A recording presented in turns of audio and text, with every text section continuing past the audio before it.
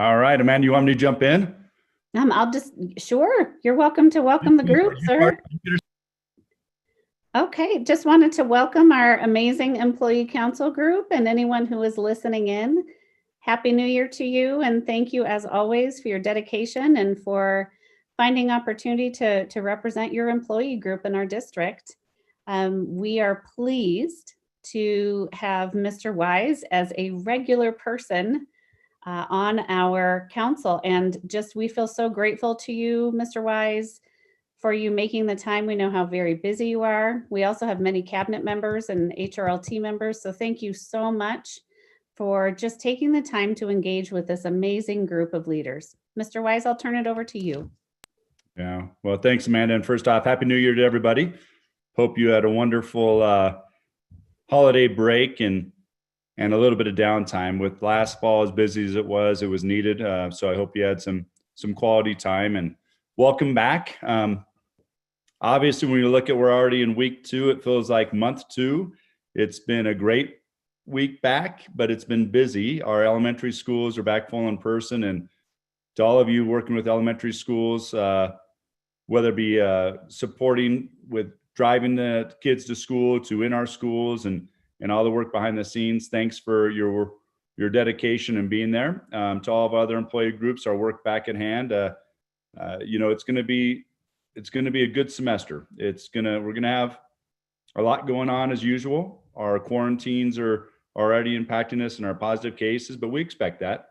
But at the same time, we see our movement forward. We see the possibility and our plans together. So I'm gonna put a little bit at the last board meeting. We talked a little bit about where we're going this spring, and I want to also present a little bit about where we're going this spring and open up to plans. And we also want to talk a little bit about the strategic plan and our culture. One of the things that I want to tie back to, all of our work as we look at what we're doing, I think is very important that the more we understand and we have information, the better we feel about what's going on. In all of this, there's no one perfect way. Okay, there's not a perfect plan. There's not a perfect system. It's going to have to adapt and change over time and adjust. And especially this year with the impacts of COVID and everything, that we have to understand that change is inevitable, that none of us love change, but sometimes change is harder in certain situations. It's harder for certain people. So I think, when we talk about, strategic plan theme 3 and supportive culture, one of my goals is to help be more visible, to help communicate more and more clearly. And so part of this is just to share current state where we are and where we're planning working towards. Okay. So just like with always, I'm going to try to be pretty real within that, but also open up to what questions you have. And I get there's varying viewpoints. That's always the case. And I welcome that and would always say, whether you put it in chat or in a little bit, you're willing to ask questions or whatever, that it's going to be open. But, coming back, it's, you look at what are our options. Our options to be remote, our option to be hybrid, and our option to be full in person. And when we start looking at this school year, there's no one perfect method. The hybrid option serves the purpose, and it can continue to serve a purpose in middle school, high school level. But when we look at an elementary group and being full in person, I know we've had a series of quarantines at times. And when you look at lunchrooms or you look at electives or different things, what can have that impact?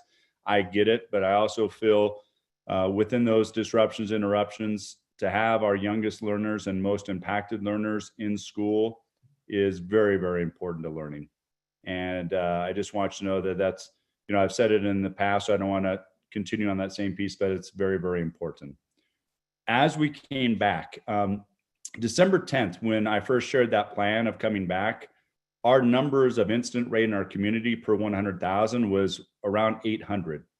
And when you look at where we are now, today we're at 452, roughly. So I think that's exact, but when I give you detail and fact, know that we're pretty darn close to that. So when you look at where we are as a system, we're lower than where I would have guessed starting off this school year. I really thought, and I was hoping for, to be in the 600s, which with increased substitute teachers increased support with nursing staff communications and those things, pulling our resource for elementary, that we'd be able to manage with higher numbers. So the good part is we've been around that 400 mark with all the schools back in person. Our numbers actually went from 380s right before coming back January 5th to right around that 400 mark at the January 5th board meeting and start of school. I think it was like 404 or 405, and now we're at 452. So we do see a little bit of a rise. That's reality. So yes, I do notice that. Yes, we look at that. We're going to continue to monitor that. As we take a look at middle school, high school, we are looking at middle school and high school as part of the plan to say at the 19th meeting, where are we going to be on the 25th of January? If our rates and our sustainability maintain, so if they stay within these same parameters, we are looking at returning both middle school and high school at the same time. If they start to go up and we can't sustain them, we'd look at separating again, look at maybe just middle school and then high school later. But right now our planning is to look at the 25th for a potential return of middle school and high school. Starting tomorrow, we're meeting with all principals, and there's some questions out there about the value of hybrid. So I'm just going to elephant in the room. What I need to ask of teachers, schools is what is the value of hybrid? Is that something we want to do? I don't want to say we're coming back hybrid if people would prefer to come back full in person, and I don't know that answer. And I would also say when you look at the push of what's best, we have to be real of when we look at quarantining, we need to paint the picture that when we say come back full in person, it's not normal. If we have number of kids at lunch, new parameters at lunch is if you have roughly seating charts and you say, well, how can you have a seating chart at lunch? At a secondary level, high school or middle school level, what I'd probably say to kids is start talking them through. All right, you guys, when you go down, I want you to sit by who you want to, but let's pick a table. Then we're going to try to say you're going to stay at that table every day. Let's create habits. And so we start to say, choose who you want to eat with, but then that's where you're going to be. And we're going to capture where you sit. The reason why that's important is if at lunch there's a positive case, you can circle that target quarantine of 15 feet. So we've learned that at the elementary level, that as we start to say within those 15 feet, who is really quarantined. So we'd want to try to replicate that at the middle school and high school because we have a lot larger lunches. And so some of those things are realities we're going to have to talk through at schools. And we're also going to have to paint the picture to parents that when you have quarantines and kids going out cohorting at the middle school, high school level, if we were to come back full in person, what does that really mean? We've had to roll out grade levels already at the elementary. We've had to roll out some classes at times. So we know that quarantine is going to continue to happen. And within that, it's going to happen because of a number of reasons. We had our holiday break also, right? Travel is not banned. If people travel because they want to go see family or everything else, I'm not going to judge. I think there's times where we all have to try to live safely and responsibly, but we also want to have constraints that's going to be real. That's everyday life. But how do we explain that to parents also? Unfortunately, people are going to get COVID in their lives, and we can't always explain where they get it or why, but it's going to be brought into our schools. Then we also now have to start managing when it's brought into our schools. Is it spreading within our schools? It's too early to tell yet. We're back for a week, but when we look at where we're finding those cases right now that we're having to quarantine, is obviously it probably happened over winter break and coming back. But how do we know what's impacting us further? The other variable that we're watching, and right now it's too early to tell, is a new strain. Okay, so if the new strain is more contagious, right now we're not seeing that impact in talking with Tri-County Health, but we're going to have to monitor that and where does that go? And then lastly, the vaccines. Vaccines, as we got started here, Cherry Creek got the first start in getting vaccines. And reality, I'm going to tell you, the way it happened is Cherry Creek School District has been working to build a mental health facility with Centura Health. Centura had extra vaccines. When they had extra vaccines, they sent a text over to say, hey, would you have any interest in getting some of your teachers vaccinated? It's because of that professional relationship that they got a text and they started. Well, we didn't miss anything. We weren't behind, but that's reality. And sometimes it happens. And yes, we'd want to be first. But what that did is it opened the door for everybody else. Cherry Creek superintendent texted me. He also texted the superintendent Aurora, said, hey, we just got this started. Do you guys want to be a part of a meeting Monday as soon as we get back from break? And we're like, heck yeah, we're on it. And so then we created our spreadsheets and submitted all of our employees. Centura was kind of the leader in this. So when we talk about taking the lead and reality, and I'm probably telling you a lot more than you want to know, but I always would rather share too much to have you know. But Centura, even with all the health agencies, we're really trying to get with that 1A group, and that's everybody, sending out emails and get people scheduled. We've heard that there's, say, 40,000 vaccinations on deep freeze waiting, and how we get those systems of people in, 70 plus healthcare and essential workers in, is that priority. So as they were starting to try to get everybody in and send out emails, I was working with that whole phase one. Well, shortly after we were getting, we'd submitted our spreadsheet of our employees, who are the nurses, who are the severe needs, EAs, and others that are working with our special populations that need it first. And then how do we get all of our other employee groups that are first student facing, that are working with students, whether it be driving to school, EAs, teachers, staff, in to get vaccinations. Well, that's about the time that Governor Polis shifted it and created that dotted line. That's created complications, because anytime you have change, it creates confusion. So emails are still going out. We've tried to separate that communication, that if you work with students that fall into certain groups, here's when you can get your vaccination. They've asked us to kind of pause that till March 1st.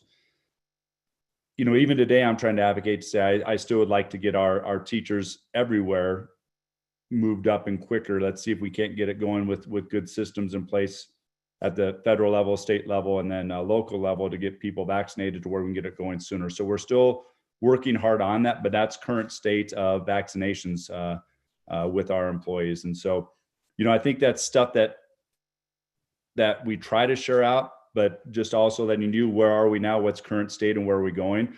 But vaccinations come into play also, that the sooner we can get vaccinations with all of our staff that are with students, the better off we are to not only be in person, but to sustain that and maintain that. So we're still going to have quarantines, right? I mean, students will be quarantined. That makes it tougher. It's not ideal, but our staff are critical in this process of keeping safe and also keeping from being quarantined to provide consistent and quality school and education. So, it's kind of common sense on saying those things, but I just want to make sure that I try to give you the facts and accuracy so you understand, and then say what feedback, what questions do you have. So Amanda, I know what time, a lot of this goes back to it, but when we look at all this, can I throw it out to a question process, Amanda, and let you kind of guide the questions so that I can see everybody and let you kind of go through that piece? Please do. And so we have the hand raise option. So any of our members can do so. And then we also have the Q&A piece. So happy to balance both of those. So employee council members from every employee group on this call, thank you again for your commitment to be here. And then what questions, what thoughts, what do you have for us to think about and consider, and perhaps provide clarification on, or a need that's out there relative to this?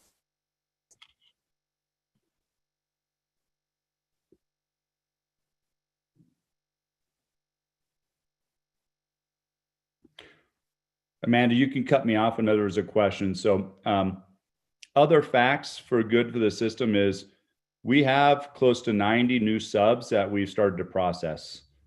We have 900 total subs, but Amanda and HR did a inventory. We only had about 350 who are actually active. So with the extra 80 to 90 people, our first week and into today, our rate of sub coverage has been in the high 90s. So that's huge, but also trying to get out to our substitute teachers to ask, why aren't you subbing? What are your concerns? What can we do to make you feel more comfortable to jump in and sub? That 350 was back when we had raised our sub rate and needed to, because of our lower rate getting down to almost 70%. And that's when we're tapping out to go remote, that we needed to raise that prior to that. So that's even at that point of time. So just want you to have that fact. And I see there's a question, so I'm going to mute. Yep. And also related to that, we will be having a future sub town hall so that we can talk directly with our subs. to really learn what their needs are, what we need to know. And I know that our subs are voicing that they are excited to have the opportunity to obtain the vaccine as well, and that may be helpful in helping them return. So Amy, thank you for joining us. Please share your thoughts. Hi, thank you so much. I just want to, put out there, I get this is a really difficult situation, and there's no easy answer. And you heard me say before that, I really appreciated the decisions that were made in the fall, but I think I have some grave concerns that we are talking about going back full in person. And I also understand that every high school was different in terms of their situations, but Thunder Ridge, we struggled, and we had a hard time staying open with the hybrid model. And part of that struggle was consistency with students and consistency with staff, and our staff, and I think many of our students were at their breaking point by the end, right before Thanksgiving, because we were open, we were closed, we were quarantining, we weren't quarantining, it was taking all of our effort. So I have real concerns that suddenly, I'm not sure that would change. Even if we were back hybrid, I anticipate that we're going to have some issues with quarantining, which is fine. So I'm not sure. I feel like we're a little bit ahead of the game, and I worry that when we make promises and we start talking about, we're really trying for in-person learning, and then it doesn't happen, there's just confusion and pushback. So I'm a little bit concerned with the conversation that we couldn't sustain. We went remote, and now the conversation is shifting to, we're just going to go back to in-person full-time at the high school level, with 2,000 plus kids. I have concerns about, and I understand we have to have the conversation, but I have real concerns. Yeah. So stay on with me. I love the fact you brought this up, because this is the feedback and the ways that we need to do this, not only here, but then again within our schools. So I have a lot of concerns also. Trying to figure out the right thing to do is hard, right? But here's things that come up that I want feedback on. In the hybrid model, obviously teaching synchronous and asynchronous has been a problem. Then the quarantining, when a teacher was out and you have both, or a teacher in half the class and the other class is there. There's been a survey that's already been put out to ask feedback there. I've been getting emails from different people of, do we like remote? Do we like hybrid? Do we like in person?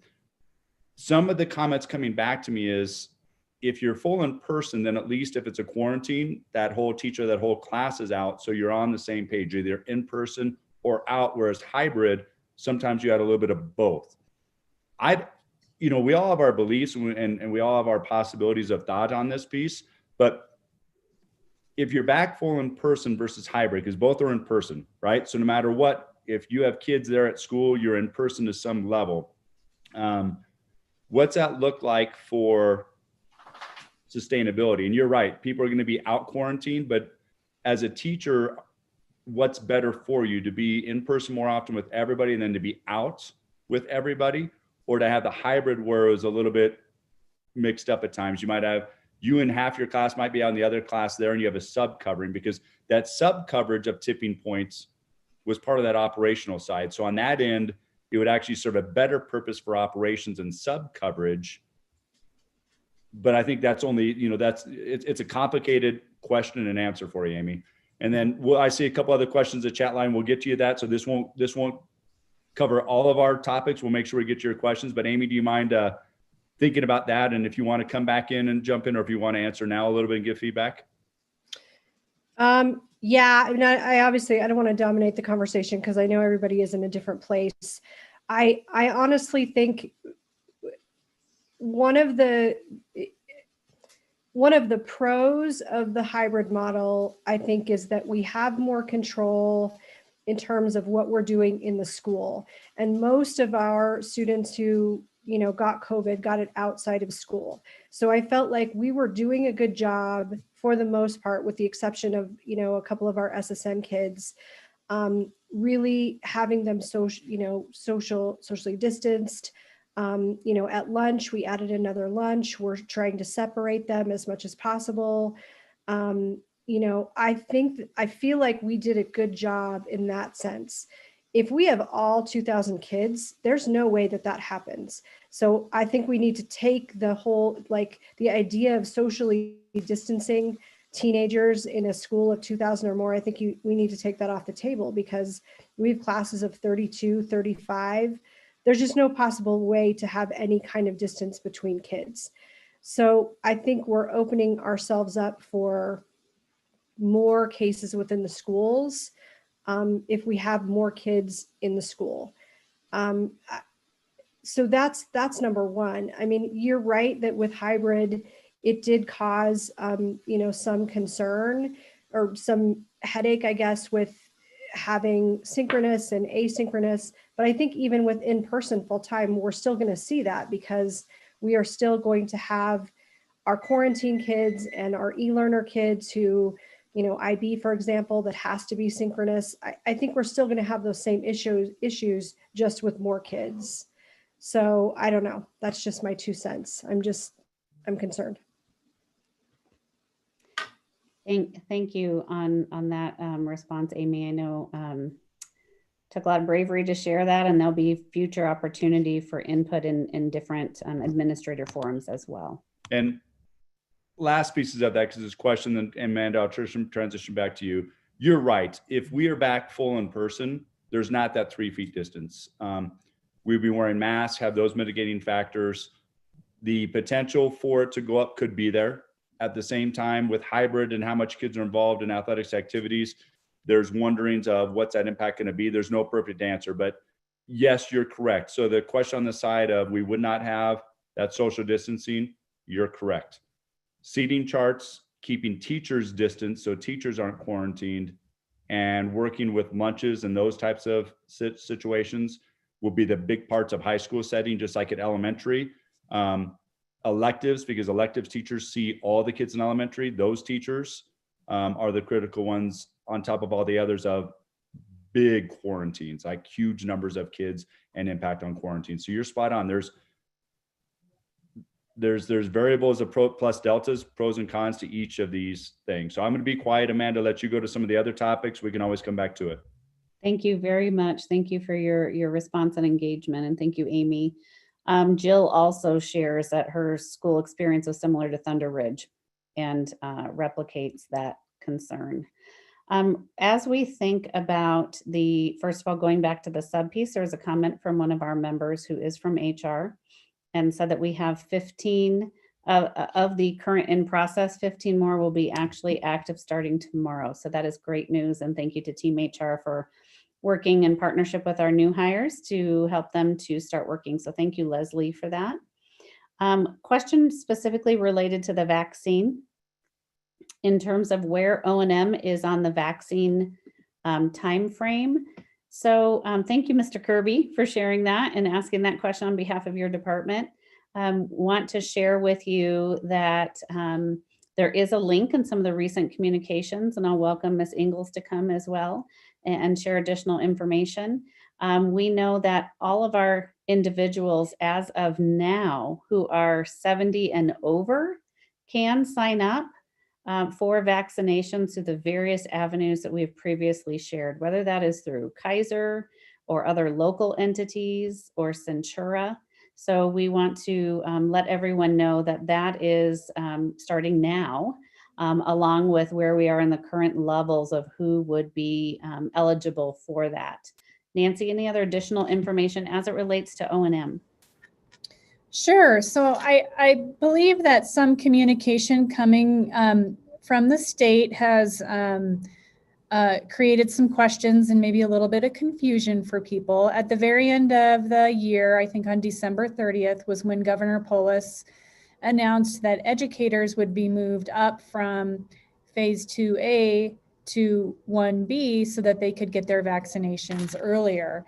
And then I believe it was just last week where they sort of divided educators into two different groups, trying to prioritize healthcare related positions and individuals who are 70 and older first before the remainder of our educators and school district staff.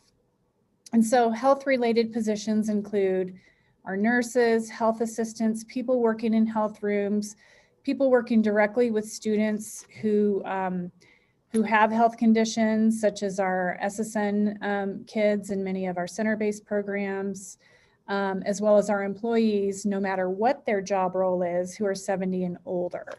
They're asking to make appointments available for those people first, and then everybody else, which would include all other classroom teachers, our preschool staff, our substitute teachers, and then all of our other staff that may work directly with kids, such as nutrition services, transportation, O&M who work in schools, and other people who work in schools, to wait until March 1st or later. That is the request from the state and the timeline that's given to us from the state, and not anything that we necessarily have control of. As Mr. Wise mentioned, we do have this partnership with Centura where they are trying to make vaccines available according to that priority that I just described. And we had provided emails of our staff along with their job roles to them last week, and they've been in the process of sending out email invitations. Now, these invitations haven't necessarily gone out in that priority order, and so a district communication did go out sort of explaining what that priority would be. So regular classroom teachers, O&M, transportation, folks like that are asked to wait until March 1st or later for their appointment. Thank you. And so shifting, Carrie, thank you for this question. There's a question around just highlighting the new quarantine guidelines. Paired with that, speaking specifically to elementary, paired with that, for example, if a class is quarantined for 10 days, then someone can come back on day 8 due to a negative COVID test. Are teachers going to be asked to teach remotely and in person at the same time? So that is the general question in terms of how students' needs will be met in terms of those that are remote and those that are still in person if the entire class is not quarantined. And, I'll jump in on this first, and then Nancy, I might ask you to jump back in also with some of the finer detail. So a lot of those changes with our quarantining days, we have shifted from 14 back to 10. One of the things that we're working with schools and also with our communications department, if a school, it's really going to be teacher dependent. Okay. So you have a quarantine for school and you have a quarantine for your life. And what I mean by that is all of our kids, if they're on quarantine for 14 days, that was a long time, and they were out of school, they're out of athletics, activities, all their extracurricular types of things that they're doing on the side.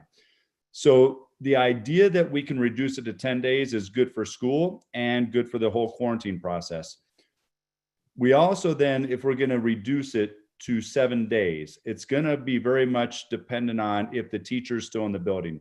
Because if you have kids in different variables, just like you're saying, that if you have some kids who are still out for the full 10 days, others that are back in, or the teacher's not there, that's not consistency of having your teacher and kids there.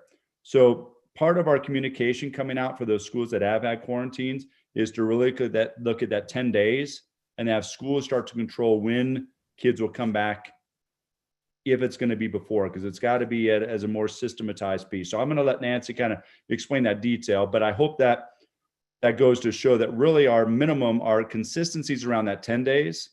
Then if we can build in less than 10 days, we might look at doing that.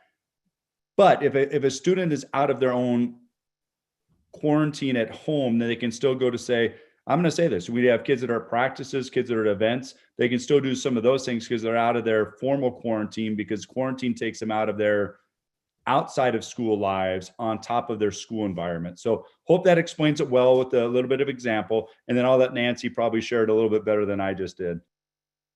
Corey, I think you did a good job explaining it. You know, we've only had 1 week to practice this. So we have had some schools sort of go through this and really experience how complicated it can be if we have some people ready to return at day 8 while others are ready to return at day 11. And so we're still working with schools as they go through this to determine what's going to work best systemically. It's true that if we have kids who might be able to come back at day 8, but the teacher's not there, what do we do? So we're working with our schools to figure out some good solutions there. This question, I think, originally was, what if the teacher can come back, but there are students who can't come back until day 11? Will the teacher need to be teaching in both formats? And the answer could be yes. But again, you know, we're working with schools to determine some of the best answers.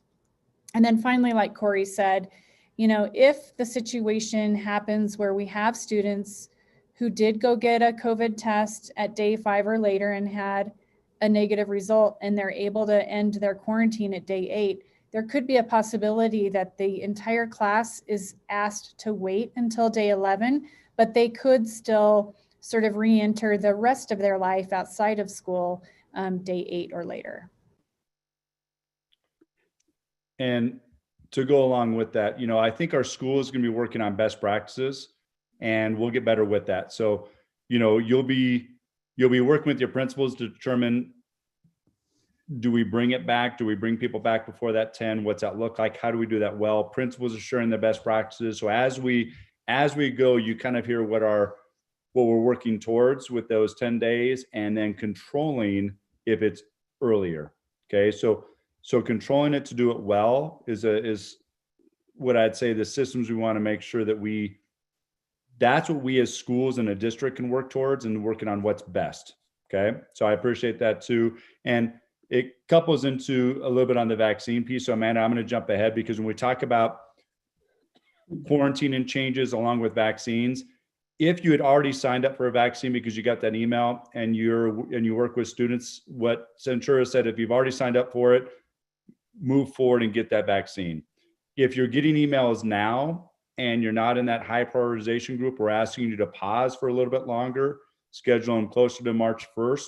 We're hoping that even gets pushed up a little bit earlier, but that's what the governor to Tri-County, CDPHE to Tri-County, to then all of the different groups who are giving the vaccines have asked us to do, in that pause, if you didn't already have set up that appointment. Okay.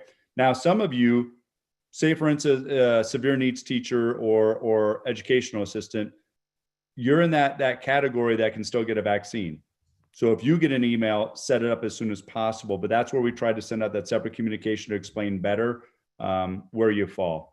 Okay. So sorry to jump in, Amanda, jump to a different one, but I thought when we talk about quarantines on top of the vaccinations, it can kind of help to answer those. It sure does relate. And our last question as of right now. So if there's other questions or thoughts, please submit to talk, or even through our Q&A session. So thinking of social distancing, so this is in a reference to a secondary school. What does social distancing look like, for example, in a class over 30? There was a comment from Chris that hybrid may not be the ideal setting or preferred learning setting, but it does help with that social distancing piece, and how we will ensure that as we look at not only in class, but moving class to class. Yeah. First of all, Chris, you know, I'll speak quickly and then have our experts share. We will be working with our principals on the initial details of this as well. So know that as part of our regular process, we're working very closely, not only with our guidelines, our safety and health guidelines, but also with our principals to work through some of these matters and ensure that we're looking at these details relative to their work daily. Nancy, any other information, or Mr. Wise? Sure. I'm happy to jump in. Yep, Nancy, you go first, and I'll jump in and kind of try to give a synopsis. Thanks so much.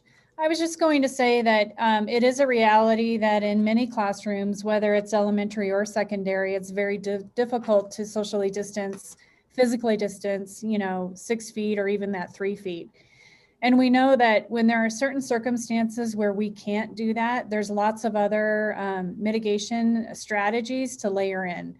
So first and foremost, we do want to make sure that in all of our schools and offices, that all of us, our kids and staff alike, are doing a really good job wearing masks and wearing the appropriate masks at all times when we're in school. We've recently updated our face covering guidance because we know that there are some kids who are wearing super fashionista masks with, mesh and different fabric that doesn't really work. So we want to make sure everybody's wearing masks and the appropriate masks.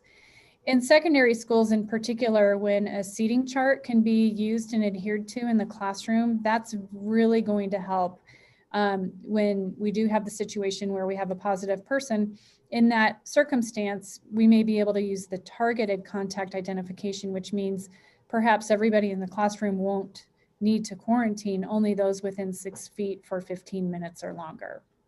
And then there's other things that we can do in schools, like trying to keep groupings as common as possible. Mr. Wise gave the example earlier tonight about having common groups sit together every day in lunchrooms, facilitating one-way traffic in hallways. All of these things layered in is going to help limit the number of people that could potentially be exposed when there's a positive case. Yeah. And, I would say this is part of what the feedback structures will come with principals and all of you. Okay. There's pros and cons to hybrid. There's pros and cons to remote, and there's pros and cons to full in person. The hybrid creates a smaller classroom environment. You can have distancing. There's movement where you have space within your school. So when you look at the flow of things, you have half your kids there. The negative is the synchronous to asynchronous days. Now, maybe I think we'll be better at that the second go around, second semester, but there's some negative to hybrid also. Full in person with 32 kids in a class, you're not going to have social distancing. So what I would say is what Nancy did. If I'm principal, how do I keep my teachers further away from kids? So I'd make sure as teachers, wear your mask and stay your 6 feet distance as much as possible, especially over 15 minutes of time, because that way we can keep you from being quarantined. We're going to have quarantine issues, but the adults being in school is very, very important to keep this going, the sustainability. So I think those would be some of the practices that I would think about as a difference. Now, I don't want to lead you one direction or the other. There's pros and cons to both. As you look at it, what's safe? What's the best style of education? What can we sustain? What about, we look at exhaustion rate, and I get that the hybrid was tough in the fall. Some people loved it, others hated it. Some were in between. So there's a lot of variables in place of what is best, and probably a lot of opinions out there about what is best. I get a lot of email. I get email that is, is saying hybrid's the worst thing ever, stay remote and then come back full or whatever. So I get emails about concern about coming back in person. I get emails about being remote. So on all of that, we're trying to come back to say, let's look at the plus deltas of each. What's good about it? What's not good about it? And then where do we want to go? And I think those are the next steps that are going to start happening to really get good feedback. There's questions about, so we hear a lot, and I think all of you have, 85% of our community wants kids back full in person, but have we defined what that means and what that looks like? And do you still want it full in person if it's under these types of variables where we could have a lot of kids quarantined because of a lunchtime? We need to paint that. And if that's still the case, what does that look like? So I think all these things that we need to share to make sure we have understanding and get good feedback of our community, our teachers, our schools, and what are our next steps fall into play. I also have to say, we look at it, if we're going forward, how do we do this well? And that's defined in a lot of ways, and it's not easy right now, but hopefully I'm giving some examples that hit home, that makes sense. So, a bit of a high school principal perspective that I try to give to try to help on that end. So it's not perfect. There's going to be a lot more to this. I want you to know, but even in this short setting, I just want you to know that's, there's politics involved, there's pressure involved, but while all that factors in, we've got to go back to what's the right decision. There's a lot of variables to that right decision. Then you also go back to what's the timing of that decision. Okay. So it's the how's it going to look and when's the right timing of that too. So hopefully that helps a little bit. And there's going to be a lot more work going ahead. Mhm. Thank you for that. One from Jill Schulsinger Wall. If we do go back in person, there's concern that parents may pull their students to go to online learning or through the e-learning school because they were misled about what school could look like second semester. Jill, can you share a little bit more about that? Is there any other additional details that would be helpful for us to know? I can look for your raised hand.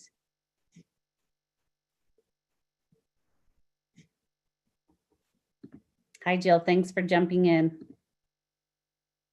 I don't know if, can you hear me? Yes, we can. Hi. Okay, I didn't think I had the right setup. We had various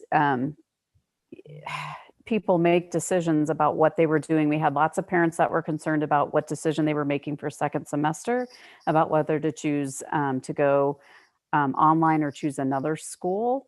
And I think that they felt like we were going back to hybrid or staying hybrid. And I'm concerned that a lot of these parents may pull their kids to go to online if we're back in person. So I do think there is some concern from at least our parent group that they might, they pull their kids from Douglas County schools. Yeah. Jill, do you mind me asking a quick question? Are you middle school, high school, or elementary level? I'm at middle school. Okay. Yeah. So that's a variable that we've talked about also that we're going to have to get more feedback on. The middle school e-learning is pretty full, especially at the 8th grade level. It's super full. Yeah. We really tried hard to say that in person could mean a variety of things. It could be fully remote, it could be hybrid, or it could be full in person. So we're hoping that there's fewer that really want to make that change. But we also understand that there might be some that aren't comfortable that are going to still want to try to make that change late. I can't promise that we can deliver all that because we've already staffed our e-learning and we can't promise all those steps. The high school level might be able to accommodate a few different things because the high school level has incorporated the e-learning within their own schools, but they're going to have their own issues within that too, because it's a different model than middle school. So that complication of how do we make sure that we can serve all of that comes into play. So there's not going to be a perfect answer. I can't just say, well, we clearly communicated, therefore it sticks. But I also want to say that we try to really message that well in a number of different fashions to say, when you choose in person, these are your 3 variables that you are choosing. And it could fluctuate in and out of all of those. If you don't want any of those, choose e-learning. So, that sounds, I hope you know where I'm coming from, that you always try to look at each individual and see what you can do. But in all reality, we can't do everything. That we tried to clearly communicate. We tried to have a strong plan and go that direction. And we're going to have to, as we work with everybody and get directed feedback, but also what was said earlier about promising the world, I agree with you. That's one thing that I don't want to do is make promises. Now, to say we're looking at it is absolutely possibly the case. So on those things, we've got to look at it, but we've also got to set that plan moving forward. Mr. Wise, thank you for that. And just thinking about our e-learning program and how full we are in some grades, dependent upon the amount of shifts, that could create also a disruption of learning at the school-based level as well, knowing that it could cause teacher shifts and things like that. So it is a very detailed, layered, complicated situation. And Mr. Wise, you shared that so very eloquently. So thank you. So Ms. War, I'm hoping you can share more information regarding this. Deb shared that she has some celebrations and great start to second semester. Great having kiddos back for 5 days in person per week. The question that is happening, Deb, I'll have you ask your question since you just raised your hand. Your voice sounds better than mine.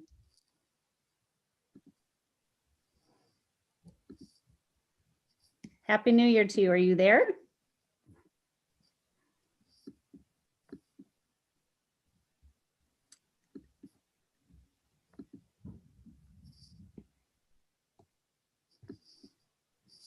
So Amanda, as Deb's coming on, I'll answer a little bit to the last question. Sure. All staff working back in person. So I happen to be at home right now. I have been quarantined, so I just want you to know in that process, the only reason why I'm home, and that's the reason why I'm still in my student jacket, is unfortunately I have to be.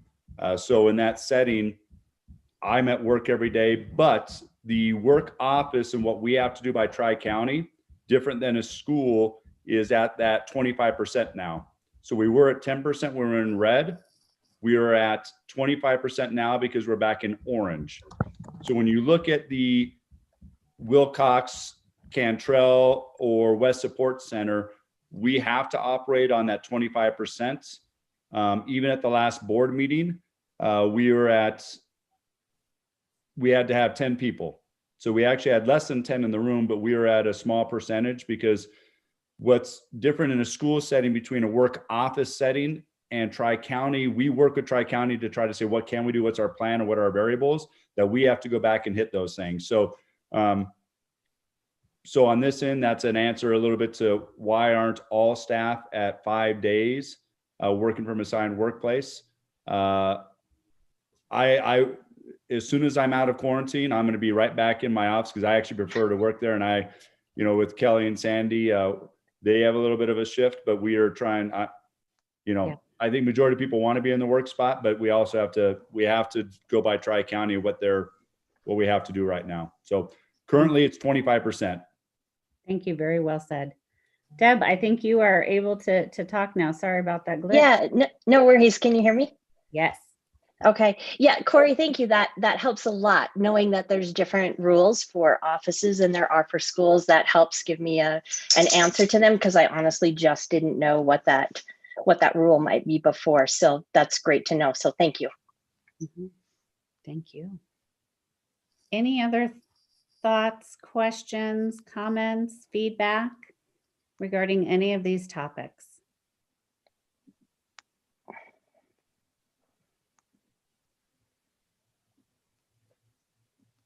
Okay. Mr. Weiss, are you good to go on to the next topic, or any other updates you wanted to share before we move on to the next topic? Nope. I appreciate, there are a lot of great questions, and, trying to give the best answers. There's not a perfect answer. We're trying to create, and I said this the last board meeting, and I hope all of you, each of you might choose to watch board meetings, but I also know that's not the case. But, one of the things we want to have consistent messages is we have a solid plan. That plan allows us to look at everything and evaluate and adapt and respond. And we are looking at all of the data. We are trying to get feedback, and there's going to be a much more formal process to get feedback in the days and weeks to come. So I just want you to know, reach out to me. Our goal is to, just because there's feedback, I'm going to say this because also with our parents and our community, and I'm trying to echo this, just because you give feedback doesn't mean that's going to be the answer. All of the feedback is taken in. And just because we feel like our school, everybody thinks of the way our school does or the way I do, that's not always the case. So we're going to be clear on those sides, but we take in all of the feedback to help make our decisions. Decisions aren't already made, but there's also times where we think, well, just like the 85% of parents want to come back to schools, want to have kids back full in person, where there's a lot of variables to that it's not just what we want. We have to look at all of that. And that continues to be the case. And we want to do a lot of things, but we've got to look at all the variables and do stuff well. So just, that's me in my answers, and not trying to be politically correct or anything else, but understanding all the variables that come into play. So I know there's different perspectives. I know there's different readiness, but I'd also ask, as we all start to make decisions, understand that it's taking in feedback, and we're going to really be working a strong process and ask questions. But then I also hope that everybody steps forward and we move this forward together, no matter what we do, because it's not going to be perfect. Whether we're remote, whether we're hybrid, whether we're in person, or a little bit of all those, I just ask you to step up with us, and we'll do our best we can with all of that. So moving on, positive and supportive culture a little bit, right, Amanda? Can I jump into that? Are you good? Yep. I'm at it, sir. Awesome. We had a great conversation a while back at a board meeting, and it's continued on with where we are as we brought the employee handbook forward. You know, it's an interesting piece is in my 25 years here in Douglas County, I think one of the biggest things about building climate culture is we have to be clear of what are our expectations. And, you know, back in the day, we'd have staff handbooks and we'd sit down at the beginning of the year and go over what's it mean to be a Mustang at Ponderosa, and then it was a Wolverine at Chaparral, and then a Titan at Legend. And we talk about what's our dress code look like, what's Spirit Friday, what time do we have to be here? If I have a doctor's appointment, how do I sign out and go about doing that? What's this look like? So some of those things about an employee guide and staff handbooks at schools, I think are important parts. And as we develop those and work through those, we really want to go back to really working together on those clear expectations. I mean, it's really our rights and responsibilities. But I think the clarity of that, which I took away in a great conversation and an insight, was it's got to start there, because if we aren't clear on those things and there's missed messages or not, it's not understood, then how do you build upon that? So I want you to know, as I said, part of the reason why I want to be here and engaged and active is I do believe that part of leadership is being visible. It's being approachable. It's modeling things. So I also want you to know that climate culture isn't just one little thing. It's a series of things. It's systemic, which means it's modeled by others and understood by everyone. And I'm also going to go back to, as I start thinking about, you know, where are our other employee groups within our departments? How do we do a good job of saying, what are our expectations? What are our rights and responsibilities? What does this mean? You know, as I talk about schools, I also think we need to go back to, say, employee guides, and what's this mean as we look at, say, O&M, as we look at our transportation and bus drivers. What are our expectations when we come in, and how do we do this, and how do we work through these situations? So I just want you to know the employee guide, it's been updated and it's improved from where it was in the past.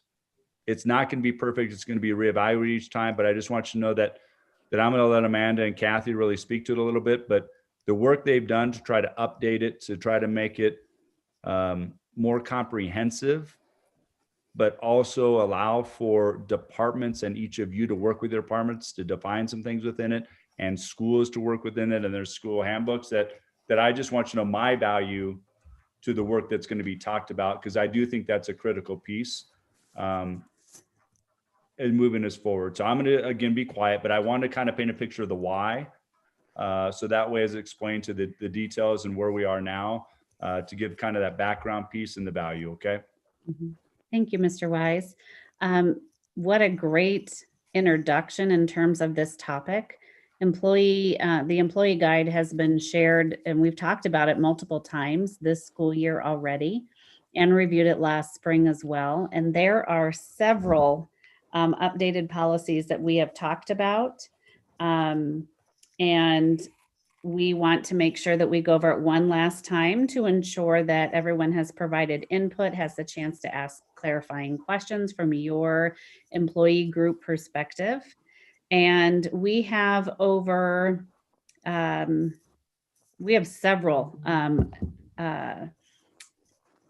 policies or board policies are integrated in here. And then we have several updates, including our new leave laws. We want to, because we know this will be quite a lengthy conversation, and we really wanted to give space for the most important opportunities that during our brainstorming discussion of needs and feedback. So we are proposing to Employee Council to offer a work session for Employee Council next Tuesday around 4, from 4 to 5. We would have done it on Monday, which is our typical pattern. I believe that's a holiday. And so we want to give you that time. That is your day off. And what are the thoughts of Employee Council on hosting a work session? Really, Kathy Franklin, the wonderful Kathy, would guide everyone through this process and give you opportunity to just ask questions or say that doesn't make sense. And, you know, just to give that overall feedback. Thoughts from Employee Council?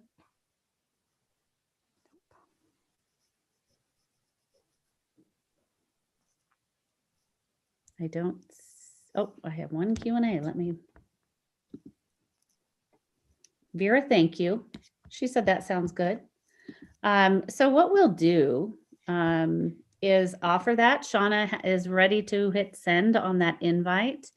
And we encourage everyone to join us and give us that opportunity to review it with you so that we can publish it live. We have such a great response now coming in. Thanks, Jan. Jan's available and Chris is available. Mr. Wise, aren't you impressed with that amazing dedication from our employee groups here from Employee Council? So we'll go ahead and move forward with this. Colleen Meyer, thank you. I feel like a talk show host, but this is wonderful.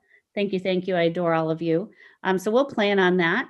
And people are continuing to say yes. And so thank you for that. Lastly, each month since the beginning of the year, and I think we started this also last spring, we have had conversation around, yes, we did our compensation work. It had to pause. As you know, our board recently recognized the need to continue to pause on the actual restructure process. HR will be continuing to work behind the scenes to be ready to go and sprint when the time is right and the budget is right. But it's a really great and important interest of our board, of Mr. Wise, of district leadership, all throughout the system, to brainstorm and find other ways to honor staff right now. We've talked about it over the last couple of months, and we really are invested in, is there something that we need to be considering that we haven't thought of so far that we can show of our district value, our value for all of our employees in our system, including all of you on this call. So I know our meeting is nearing an end.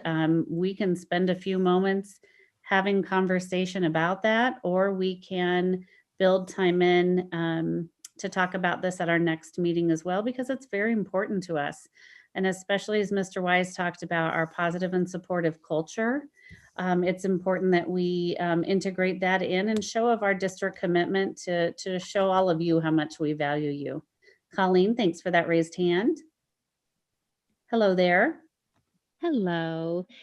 Well, I'm not going to offer any suggestions on how to do this district-wide. Can I put my 2 cents in as an elementary teacher and the parent of 2 high schoolers to say, my heart is absolutely right there with the middle school and high school teachers in a huge kudos to all that you have done this year. You have pivoted and pivoted and pivoted. And while things, and you would probably admit as well, are not perfect, from an elementary teacher's perspective and a parent, kudos to middle school and high school teachers who have done the absolute best job they possibly could have done. And so I value and honor the middle school and high school teachers that I have seen both personally with my own kids, but also throughout the district. So kudos to you guys for doing an absolutely outstanding job. Thank you. Thank you, Colleen. I give the credit to the entire system, and we give credit to all the work of our teachers too. We appreciate you as well and our elementary people.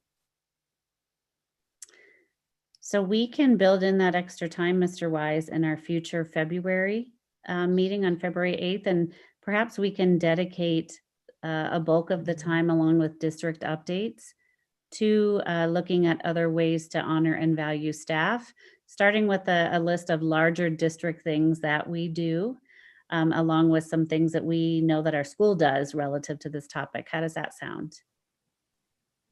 Sounds great. And Colleen, well said. To everybody out there, everybody's done more and different work this year out of your comfort zone. So kudos to everybody. So yeah, I think that's great for February 8th. Love to be a part of that. Thank you so much. Well, with that, Employee Council, as always, you know how to find your friends in HR, and all of our district leaders are accessible. We thank you for your ongoing commitment to the good work of Employee Council for our district. Have a great evening. Take care of yourselves, and we hope you can make it for our work session on Tuesday. Thank you, everyone, for attending, and for all the panelists as well. Have a great evening.